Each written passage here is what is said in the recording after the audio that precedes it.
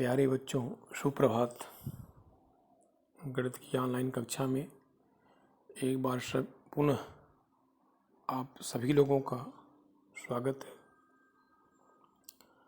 पिछले टर्न पर हम लोग कुछ स्पेशल समाकलन के बारे में, पदों के समाकलन के बारे में पढ़े थे और उस पर प्रश्न भी हल किए थे।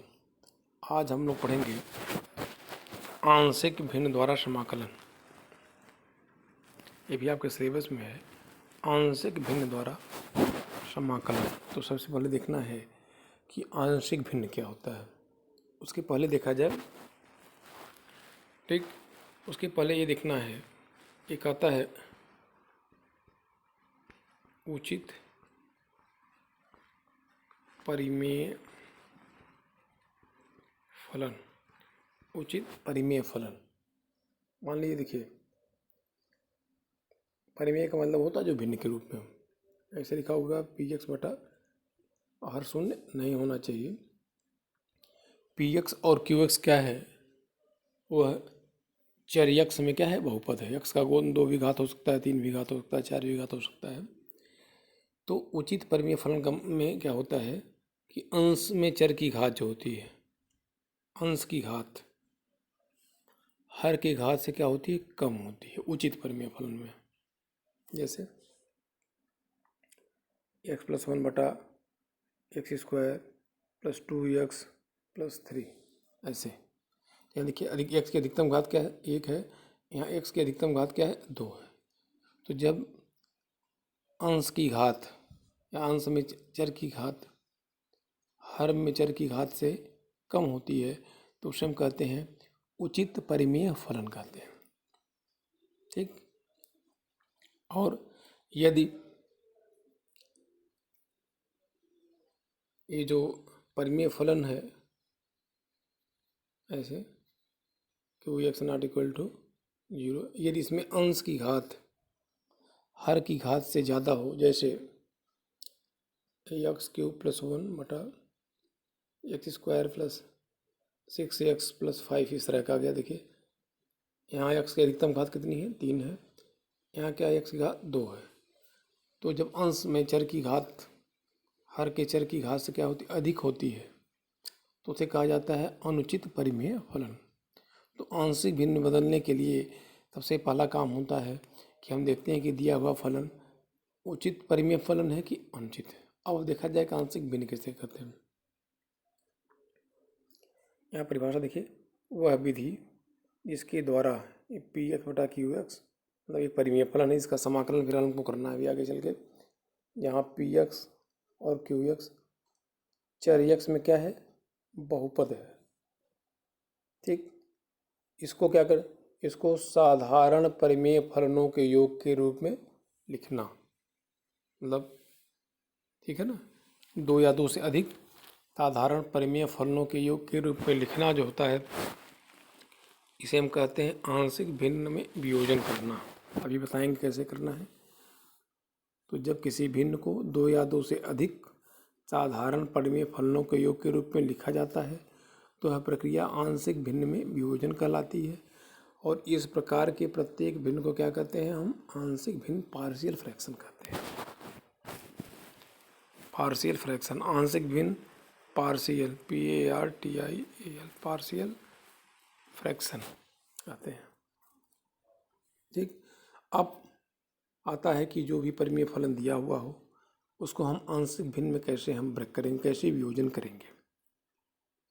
मान लिया गया, देखिए, यह फलन दिया हुआ है, तो सबसे पहले क्या करते हैं, पहला स्टेप होता है हमारा कि क्या दिया हुआ फलन जिसका समाकलन करना है वो उचित परिमेय फलन है कि अनुचित परिमेय फलन है, पहला काम। यदि उचित परिमेय फलन है तो हम आगे के स्टेप का प्रयोग करते हैं। यदि अनुचित परिमेय फलन है तो अंश में क्या करते हैं, हर का भाग दे देते हैं, अंश में हर का भाग दे देते हैं और उसे हम उचित परिमेय फलन के रूप में बदल लेते हैं। जैसे देखिए, यहाँ पे ये भाग दे देंगे तो कुछ न कुछ आ जाएगा, ये भागफल हो जाएगा। देखिए, ये भाग देंगे तो क्या होगा, भागफल प्लस जो शेष बटा जिससे भाग दिया गया है। अभी आगे उदाहरण द्वारा समझा जाएगा। तो यह पूरा का पूरा जो है उसको हम उचित परिमेय फलन के रूप में बदल देते हैं भाग दे करके।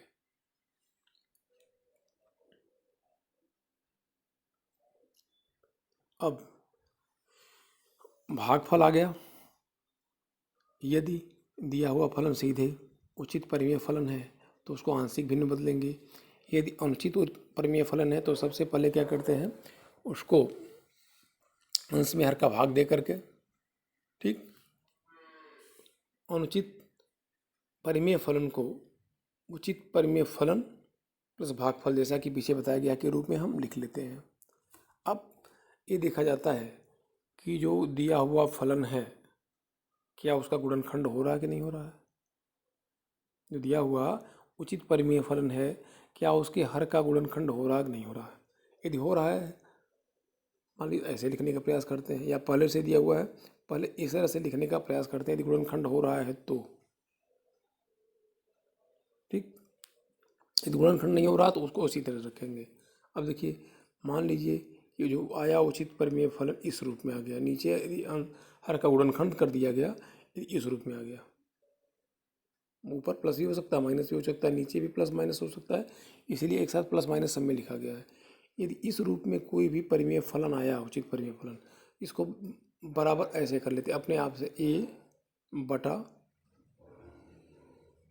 एक्स प्लस माइनस ए प्लस बी ना इतना। यदि इस रूप में आया हुआ तो देखिए एक घाती है, एक्स एक घाती है, यहाँ भी एक्स एक घाती है, यहाँ 3 भी हो सकता है। ये तो यहाँ देखिए x plus a minus b, x plus y ने देखिए सी, इसको ऐसे रूप में लिख सकते हैं हम, ठीक। यदि यहाँ इस रूप में आ गया, देखिए यदि यहाँ इस रूप में आ गया कि P x plus minus Q x plus minus का होल स्क्वायर आ गया, तो सबसे पहले क्या करते हैं, बराबर लगा लेते हैं, ए बटा एक्स प्लस माइनस ए लिख लेंगे, प्लस बी बटा एक्स माइनस ए का होल स्क्वायर लिख लेंगे। यदि यहाँ क्यूब रह जाए, मान लीजिए क्यूब होगा, तो हम लिख लेंगे सी बटा एक्स प्लस माइनस ए का क्यूब। ऐसे लिखते, एक घात से बढ़ते हम चले जाते हैं। जैसे यहाँ देखिए ये इस रूप में दिया हुआ है, तो सबसे पहले क्या करेंगे, ए बट बराबर लगा करके ए बटा एक्स प्लस माइनस ए, जो पहला एक घाती गुणनखंड लिख लेते हैं, प्लस पी बटा इसका एक घात लिख लेते हैं, प्लस सी बटा इसका 2 घात लिख लेते हैं। इसका 3 घात रहेगा तो यहाँ 3 घात करके जोड़ लेंगे। यदि इस तरह का हुआ है तो सबसे पहले ए बटा एक घाती लिख लेते हैं। मान लीजिए इसका गुणनखंड नहीं हो रहा है, इस तरह द्विघाती है, नीचे जो व्यंजक है वो द्विघाती व्यंजक है, उसका गुणनखंड नहीं हो रहा है, तो ए बटा इतना प्लस बी एक्स प्लस सी बटा द्विघाती वाला पद लिख लेते हैं।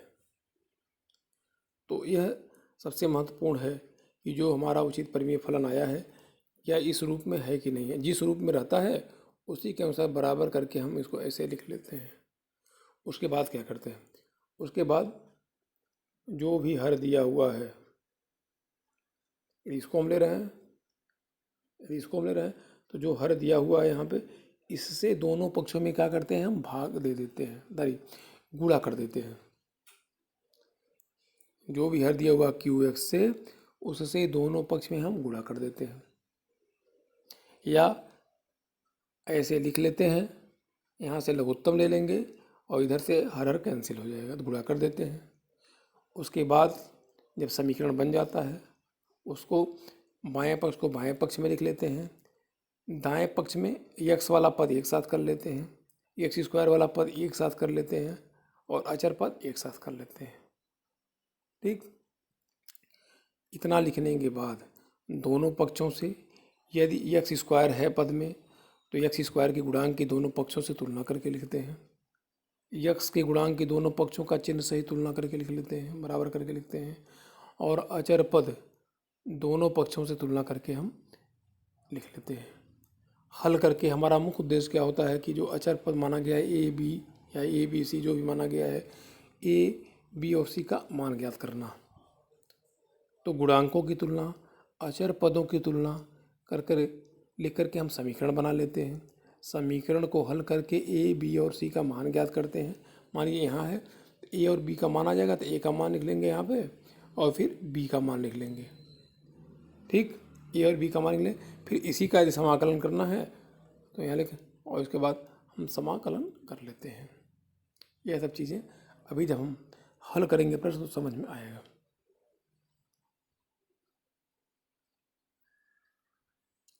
जैसे NCERT प्रश्नावली 7.5 का ये है 5वां प्रश्न। यहाँ लिखा हुआ 2x upon x square plus 3x plus 2। अब इसके पहले जो भी मेथड समाकलन का बताया गया है वो नहीं होना है, तो हम विचार करते हैं कि क्या यह आंशिक भिन्न द्वारा होना है कि नहीं होना है। तो आंशिक भिन्न द्वारा होना है तो इसको ऐसे लिख लिए। अब देखते हैं कि क्या हर का गुणनखंड हो रहा है कि नहीं हो रहा है। गुणनखंड हो गया, देखिए ये आ गया इतना, जिसका समाकलन करना है ये गुणनखंड के रूप में। अब इसको हम क्या करेंगे, आंशिक भिन्न के रूप में बदलेंगे। तो बराबर इतना, पहला देखिए तो चूँकि दोनों एक घाती है, कोई भी गुणनखंड रिपीट भी नहीं हुआ है, इसलिए क्या हो जाएगा a बटा एक्स प्लस 1 प्लस बी बटा एक्स प्लस 2 हो गया। अब यहाँ क्या गया है कि यहाँ लघुत्तम ले लिया गया, देखिए तो a गुणे इतना हो जाएगा और b गुणे इतना हो गया। हल करने के बाद ये आ गया। देखिए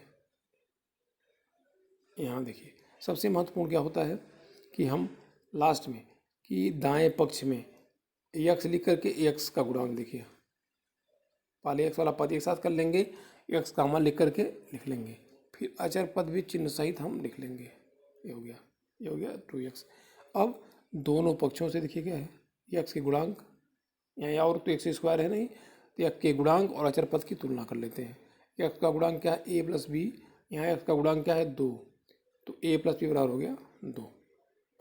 यहाँ अचर पद कितना है 2a प्लस बी, तो 2a प्लस बी, यहाँ बाएं पक्ष में अचर पद नहीं है, इसका मतलब इसको हम 0 के बराबर रखेंगे, 0 बराबर रखेंगे।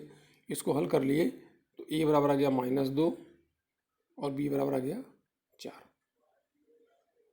आ गया। अब देखिए यहाँ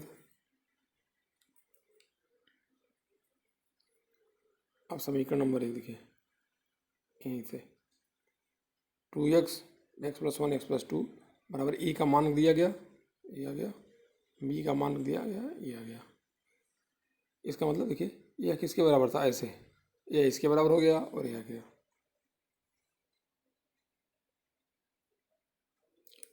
देखिए इसका मतलब ये हो गया, ये आंशिक भिन्न के रूप में ए बदल गया।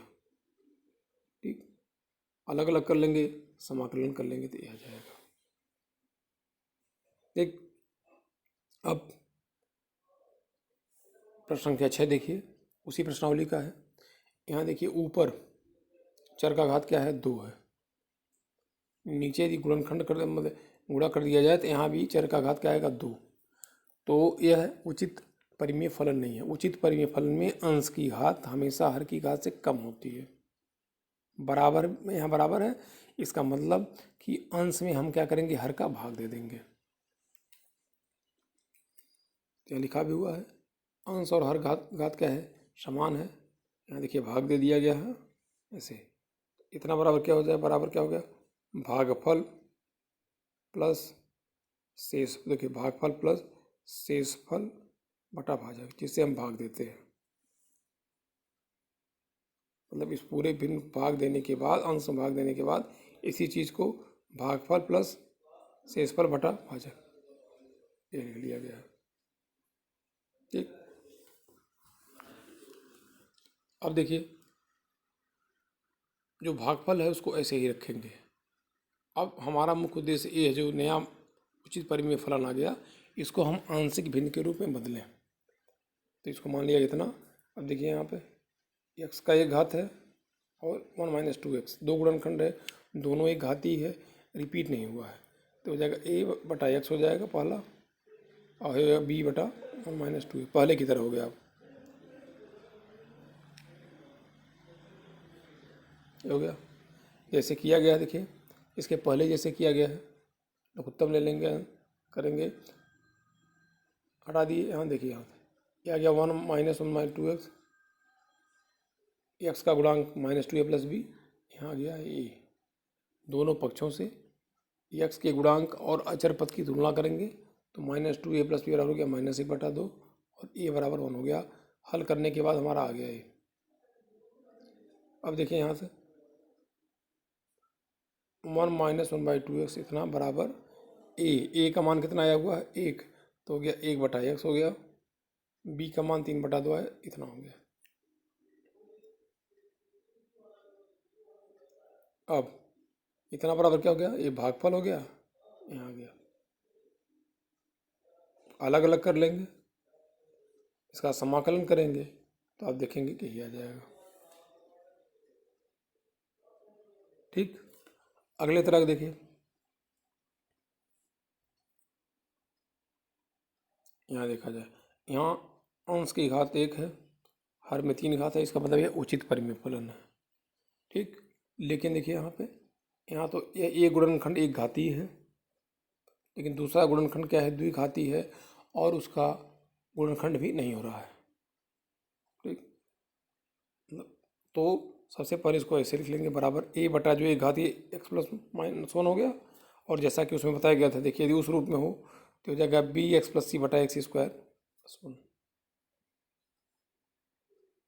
ये दिया हुआ जो समाकलन है, इसका समाकलन करना है, इसको इस रूप में हम लिख लेंगे। ये समीकरण नंबर हो गया हमारा 1।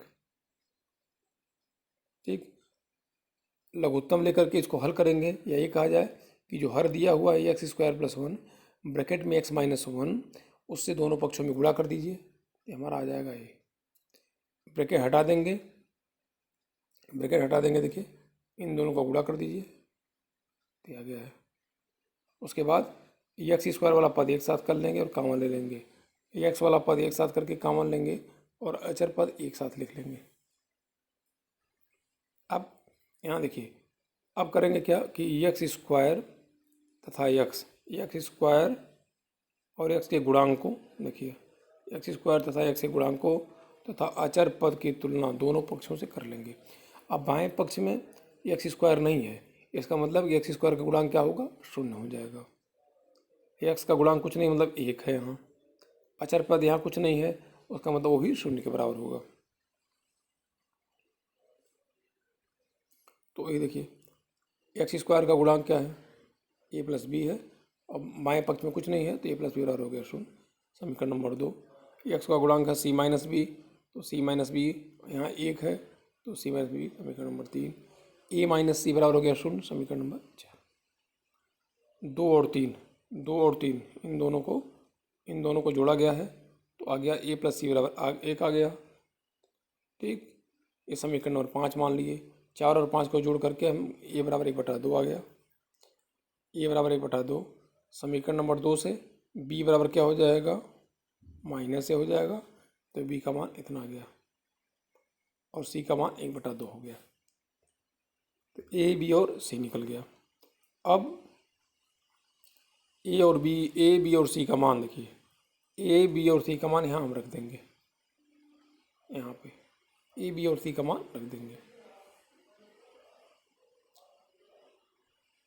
तो अब a देखिए, a, b और c का मान रख दिया गया है, तो ये आ गया हमारा। अलग अलग करने के बाद ये आ गया। इसका मतलब अब इसका समाकलन के रूप में लिख लें, तो ये बराबर इतना हो गया। सब अलग अलग हो गया, सबको अलग अलग कर लीजिए। और यहाँ देखिए डायरेक्ट मैंने लिख दिया है, यहाँ इसको क्या करना है, प्रतिस्थापन दोनों करना पड़ेगा। इसको हम x² + 1 बराबर क्या करेंगे, t मान कर चलेंगे, फिर हर डायरेक्ट लिख दिया गया है इतना, सबका समाकलन करेंगे तो ये आ जाएगा। ठीक, एक और इसको हिंट कर दे रहे हैं, ये NCERT का प्रश्नावली 8वां प्रश्न है। देखिए यहाँ पे ऐसे लिखा हुआ है, यहाँ एक हर का घात स्क्वायर है, तो मतलब 2 और 1 3, अंश की घात से ज़्यादा है, मतलब उचित परिमेय फलन है, तो ये बराबर इतना। सबसे पहले देखते हैं कोई एक घातीय गुणनखंड है कि नहीं, तो a बटा एक घातीय गुणनखंड हो गया। यह x - 1 का 2 बार रिपीट हुआ है, ये जगह b बटा x - 1 और प्लस c बटा x - 1 का होल स्क्वायर। अब पूर्व की बात कैसे क्या करेंगे, लघुत्तम लेकर के। ठीक, यही कहा जाए कि इससे दोनों पक्षों में क्या करेंगे, गुणा कर देंगे। उसके बाद x² का गुणांक एक साथ कर लेंगे, नए पक्ष में x का गुणांक एक साथ करेंगे, अचर पद एक साथ सबको लिख लेंगे। दोनों पक्षों से एक्स स्क्वायर एक्स ये गुणांकों की तुलना तथा अचर पद की तुलना कर लेंगे, समीकरण बनेगा। समीकरण बनने के बाद क्या करेंगे कि हल करने के बाद ए बी और सी का मान ज्ञात कर लेंगे। ए बी और सी का मान जो भी आएगा यहाँ रख लेंगे, उसके बाद उसको यहाँ से हम समाकलन कर लेंगे। ठीक, तो यह पूरी की पूरी प्रश्नावली जो है यह आंशिक भिन्न पर आधारित है। इन सभी प्रश्नों को आप लोग हल करिएगा। ठीक, बाकी की चीज़ें फिर हम आगे की वीडियो में डिस्कस करेंगे।